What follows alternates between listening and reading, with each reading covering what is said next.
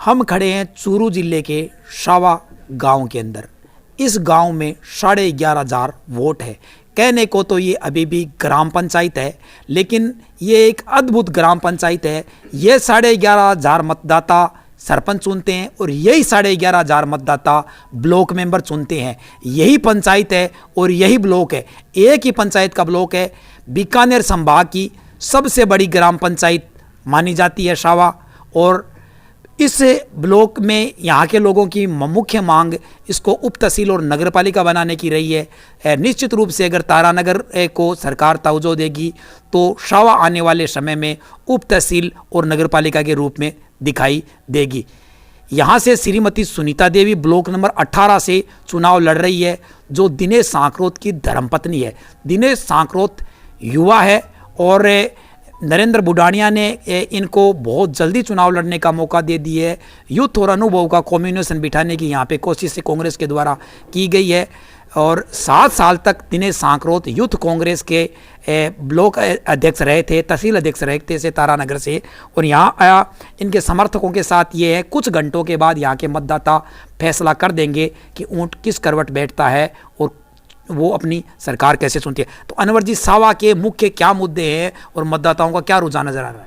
मतदाताओं के मुख्य जो मांग हमारे शावा ग्राम पंचायत की, एक तो हमारे यहाँ नहर से जो रकबा कटा हुआ है उसे जुड़वाने के लिए लगभग 40,000 बीघा 10,000 हेक्टेयर भूमि हमारी अभी भी वंचित है, जो सिंचाई से। नहर वाले मुद्दे पूरे तारानगर के हैं, काफ़ी ब्लॉकों से ये बता दिए गए हैं, लेकिन तारानगर जो गांव के मुद्दों पर आप बताएं, अपने ब्लॉक के बताएं तो ज़्यादा अच्छा रहेगा।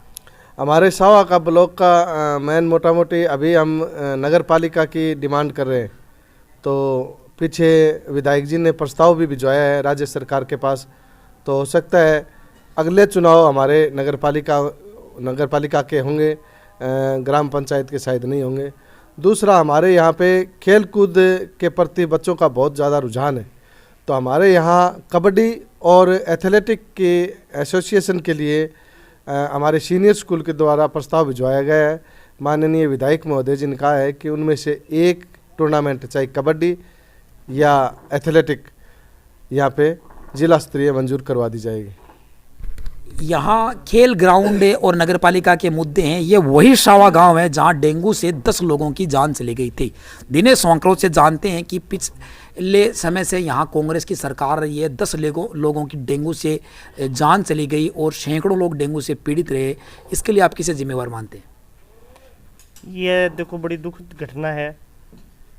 जिम्मेदारी की बात है तो इसमें हम सब भी इसमें दोषी है। ये कि डेंगू ये कि शुद्ध पानी में पैदा होता है, जिससे में क्या है कि हमारे घरों में क्या जो मटके वगैरह बड़े रहते थे, जैसे फ्रिज के पीछे पानी रहता है, स्थितियाँ हो गई थी। और इसमें हमारी सरकार ने बहुत जल्दी कंट्रोल भी कर लिया इसमें। और ऐसी स्थिति है कि हम इसमें क्या ये एक बड़ी महामारी फैल गई थी। महामारी कोई फैलाता नहीं है, लेकिन इसकी रोकथाम के लिए आपके द्वारा किस प्रकार प्रयास किए गए? हमारी सरकार, हमारे विधायक महोदय की तरफ से, हमारे कांग्रेस कार्यकर्ताओं की तरफ से यहाँ तुरंत प्रभाव से पूरे गांव की जांच कराई गई डेंगू की। और अब कंट्रोल में भी बहुत अच्छे तरीके से कंट्रोल में भी आ गई है। ऐसी स्थिति नहीं है कि अब कोई डेंगू के हमारे मरीज कोई 1-2 मरीज समथिंग डेली आते हैं, कोई ज़्यादा ऐसी स्थिति नहीं है, जल्दी कंट्रोल हो भी गई। और बाकी यहाँ क्या है कि हमारे सरकार ने तुरंत प्रभाव से एक्शन लेते हुए यहाँ पूरा स्टाफ लगा के हर घर में मतलब जांच करवाई गई और हर घर के अंदर पानी बारे में इनको सबको गाइड किया गया। बाकी स्थितियाँ ये थी कि माफ़ी है यही है कि ऐसी घटना हुई, इसमें बहुत बड़े दुखद घटना, इस बारे में क्या बयान कर सकते हैं हम? दिनेश जी, आपकी बात एकदम सही है कि सरकार द्वारा इसको नियंत्रण करने के पूरे कोशिश किए गए। चिकित्सा विभाग की टीमें भी अलर्ट रही। दिनेश जी, एक बड़ा सवाल कि महिलाओं की सीट आती है, वहाँ महिलाओं को चुनाव लड़ाना एक मजबूरी हो जाता है, जबकि उनको नेतृत्व दिया नहीं जाता है और उनके जीतने के बाद में पुरुष उस सीट पे कब्जा कर लेते हैं और उनको रबड़ स्टाम्प की तरह उस मोहर का यूज किया जाता है। तो इससे भी मुक्ति मिले। आपके यहाँ भी महिला सीट है, आपकी धर्मपत्नी चुनाव लड़ रही है, कितनी स्वतंत्रता रहेगी? धर्मपत्नी मेरी चुनाव लड़ रही है, पर बाकी धर्मपत्नी पूरे गाँव में वोट भी मांग रही है। बाकी मैं आज राजनीतिक लगभग 7 8 साल से मैं यूथ के अंदर काम कर रहा हूँ। लोगों से मैं संपर्क में हूँ। धर्मपत्नी पूरा मेरा साथ रहता है हर टाइम मेरे के, मतलब जैसे मेरे के फ़ोन पे भी पूरे मेरे सहयोग में रहती है। जैसे मैं जयपुर में कोई काम होता है तो उनका सहयोग रहता है। हमारे वो बात नहीं है कि धर्मपत्नी एक रबड़ के मोहर की तरह यूज़ होगी, ये स्थिति नहीं रहेगी।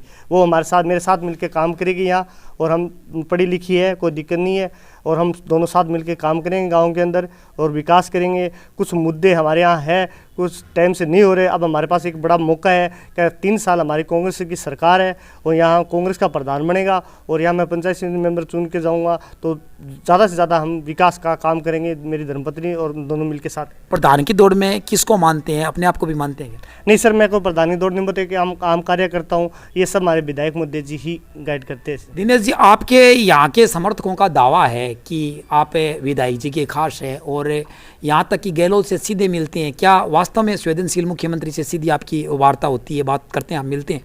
मैं काफ़ी टाइम से जयपुर रह रहा हूँ, तो मैं मुख्यमंत्री जी के वहाँ आता जाता रहता, पर मेरे को ये पता नहीं था कि मुख्यमंत्री अपने ऐसे मिल सकते हैं क्या। मैंने 1-2 बार वहाँ अपॉइंटमेंट लिया, मेरे को तुरंत प्रभाव से अपॉइंटमेंट दिया, और उन्होंने गांव की समस्या के बारे में उस टाइम पूछा था मैं, और कुछ समस्या में उन्होंने हल भी करवाई है गाँव के अंदर। ये नहीं स्थिति कि उन्होंने हल नहीं करवाई, ऐसा शायद मैंने आज तक मुख्यमंत्री नहीं सुना है, ना ही देखा है। भविष्य में मैं ये बहुत अच्छे मुख्यमंत्री हमारे। आपके जैसे समर्थक बता रहे थे कि आप नगरपालिका के लिए संघर्ष करेंगे, तो गहलोत जी से इस बारे में पहले भी बात की क्या, या आगे भी ग्रामीणों को लेकर प्रतिनिधिमंडल के रूप में बात करोगे? हमारी ऑलरेडी पहले से मांग चल रही है, हमारे यहाँ क्या उप तहसील की मांग चल रही है, जिससे हमारा गिरदावर यहाँ से कटा हुआ है। ये गिरदावर हमारा भेजा हुआ है, ये जल्दी ही मतलब गिरदावर यहाँ हो जाएगी और गिरदावर सर्किल हो जाएगा यहाँ। और बाकी ये उप तहसील की तो हो, मैं तुरंत प्रभाव से मुझे ये लगभग जल्दी हो जाएगा। और बाकी बात नगरपालिका की है, तो नगरपालिका अगला चुनाव नगरपालिका चुनाव ही हम लड़ेंगे, ये हमारा वादा रहेगा। दिनेश जी की बात माने तो महिला सीट है, महिलाओं को पूरी स्वतंत्रता रहेगी, वो प्रतिनिधित्व करेंगे, वो उसके में सुनीता के पीए के रूप में काम करके जनता की सेवा करने के लिए उनकी मदद करेंगे।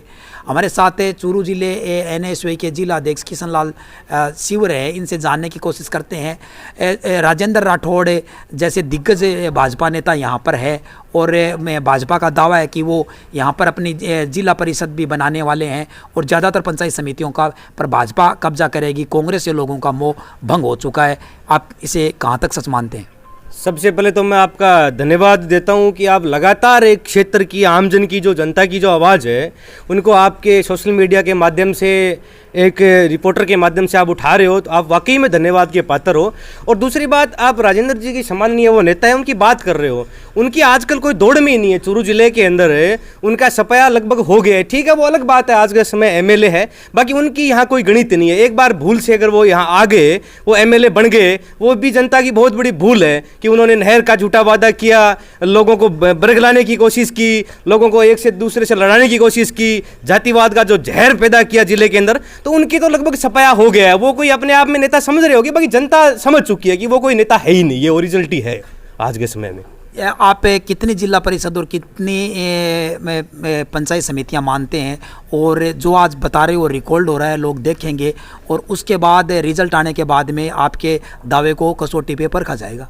मैं लगातार एक युवाओं का नेतृत्व कर रहा हूं जिले में कांग्रेस परिवार की तरफ से, तो ऑलमोस्ट अपने 7 जो पंचायत समिति है, इसमें कोई दो राय नहीं है, 7 पंचायत समिति कांग्रेस की बनने जा रही है। और जिला प्रमुख बहुत ही ज़्यादा बहुमत से जिला प्रमुख है, वो भी कांग्रेस का बनने जा रहा है, क्योंकि एक आमजन को, गरीब को, किसान को, सबको पता है कि कांग्रेस पार्टी की जो विचारधारा है, उनकी जो सोच है, वो लगातार एक आमजन से, गाँव ढाणी में बैठे जो अंतिम छोर के व्यक्ति है, अंतिम छोर का जो आमजन है, उनके लिए उनकी विचारधाराएं, जो कांग्रेस परिवार की विचारधाराएं हैं, उनसे कोई छुपी हुई नहीं है। कि कांग्रेस ने जैसे 2 रुपए किलो कणक की जो बात है, कितनी सीटें, सीटों के बारे में बताइए। सीटों की बातें ये है कि अभी वर्तमान में 20 से 22 सीटें हैं जो जिला परिषद की आ रही है, ये कंफर्म है। जनता ये भी भाई ठीक है, 2-5 सीटें तो इधर से उधर होने की संभावनाएं रहती है, बाकी फुल बहुमत के साथ जिला परिषद है, जो जिला प्रमुख है वो कांग्रेस का बनेगा। कांग्रेस की जो विचारधाराएं हैं वो वाकई के अंदर इंदिरा आवास जो योजनाएं हैं, एक गरीब तक, गरीब की जो नवोच डाली जाती है कि भाई गरीब को किस चीज़ की जरूरत है, वो कांग्रेस परिवार आज़ादी के समय से भी करती आ रही है, किसी से छुपा हुआ नहीं है। तो कांग्रेस परिवार के प्रति मैं ये भी मतदाताओं से अपील करता हूँ कि आपको बरगलाने वाले, आपको लड़ाने वाले, भाई से भाई को लड़ाने वाले जो लोग आएंगे आपके बीच में, पर राजस्थान में कांग्रेस की सरकार है। तो मेरा मानना नहीं, आमजन का मानना है कि राजस्थान के अंदर पंचायती राज का जो ग्राम विकास का जो सबसे महत्वपूर्ण जो मुद्दा है, इनके तहत जो जिला प्रमुख कांग्रेस का बनेगा, पंचायत समितियां कांग्रेस की बनेगी, तो राजस्थान में वाकई के अंदर जो विकास की धारा है वो और मजबूताई की तरफ जाएगी, ये मानना है। भाजपा के द्वारा राजीव गांधी सेवा केंद्रों का नाम बदलकर अटल केंद्र किया गया और अब आपकी सरकार के द्वारा उन भवनों का नाम बदलकर फिर राजीव गांधी केंद्र कर दिया गया है। तो भाजपा मतलब विकास की योजना नहीं करके नाम परिवर्तन की योजनाएं कर रही है, ये कहाँ तक सच है?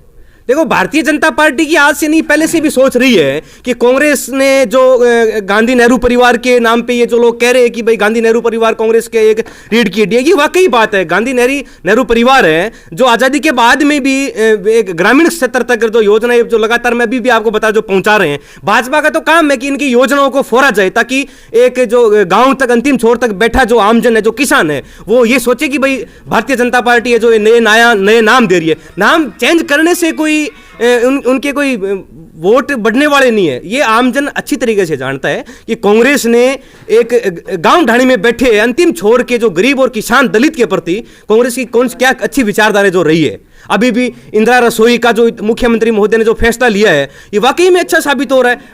ये आपको पता होगा कि ये मतलब अन्नपूर्णा योजना वसुंधरा सरकार की थी, उसी का नाम बदला गया। देखिए, ऐसी कोई बड़ी बात नहीं है। कांग्रेस की विचारधारा लगातार लंबे समय से रही है कि गरीब के लिए गरीब कोई भूखा नहीं सोए। अभी कोरोना का जो समय था, माननीय मुख्यमंत्री अशोक गहलोत जी के द्वारा जो आमजन को उनका एक सपना था कि कोई भी गरीब जो भूखा नहीं सोए, चाहे भामा साहब का सहयोग हो, चाहे कांग्रेस पार्टी का सहयोग हो, एक संवेदनशील मुख्यमंत्री वाकई में है और इन्होंने ये करके दिखाया है। राजस्थान विश्व के में भी रोल मॉडल बना है कोरोना को लेकर के।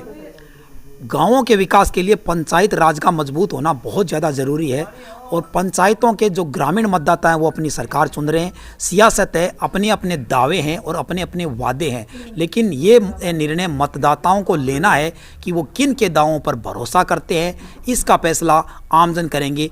कुछ घंटों के बाद तारानगर के ग्रामीण अपनी सरकार चुन लेंगे।